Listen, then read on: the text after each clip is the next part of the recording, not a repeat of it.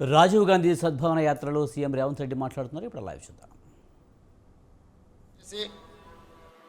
సభాధ్యక్షత వహించిన మాజీ పిసిసి అధ్యక్షులు సాగునీటి పారుదల శాఖ మంత్రివర్యులు ఉత్తమ్ కుమార్ రెడ్డి గారు పెద్దలు నిరంజన్ సూచన మేరకు ఈ కార్యక్రమాన్ని నిర్వహించి రాజీవ్ గాంధీ గారి యొక్క స్ఫూర్తిని కొనసాగించడానికి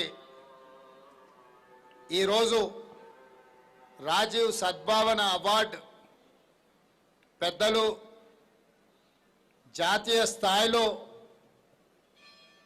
పేరు సంపాదించిన సల్మాన్ ఖుర్షీద్ గారిని ఎంపిక చేసి వారిని సన్మానించే కార్యక్రమానికి నాతో పాటు పిసిసి అధ్యక్షులు మహేష్ కుమార్ గౌడ్ గారిని,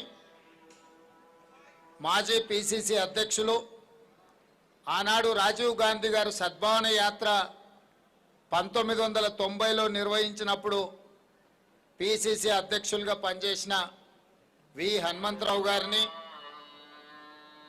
మిత్రులు మంత్రివర్యులు పొంగులేటి శ్రీనివాసరెడ్డి గారిని,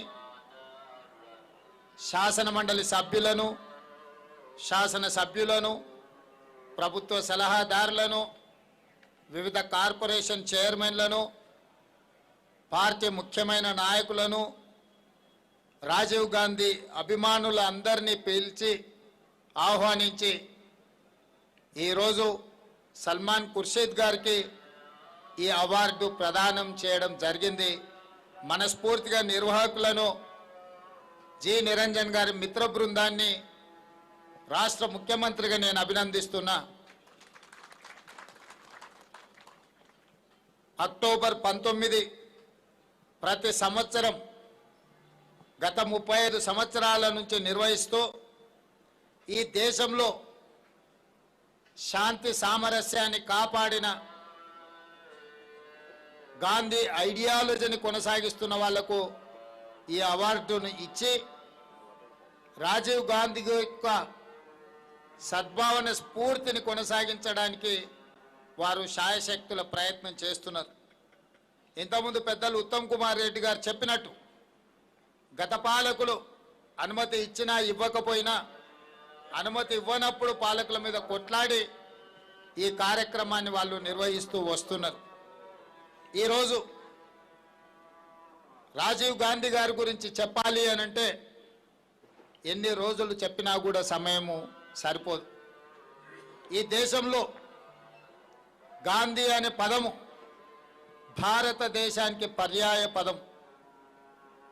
భారతదేశంలో ఒక స్ఫూర్తి సాంప్రదాయము, అన్ని సమూహాల యొక్క కలయిక, అన్ని మతాల యొక్క సహజీవనము ఏ విధంగా స్ఫూర్తినిస్తుందో గాంధీ అనే పదము, గాంధీ కుటుంబం కూడా ఈ దేశానికి ఆ స్ఫూర్తినిచ్చింది. దేశ స్వతంత్రం కోసం బ్రిటిషర్స్కు వ్యతిరేకంగా కొట్లాడిన మహాత్మా గాంధీ గారి నుంచి మొదలు పెడితే 30 సంవత్సరాలు బ్రిటిషర్లకు వ్యతిరేకంగా కొట్లాడిన మహాత్మా గాంధీని బ్రిటిషర్స్ ఏమీ చేయలేకపోయినారు. కానీ స్వతంత్రం వచ్చిన తర్వాత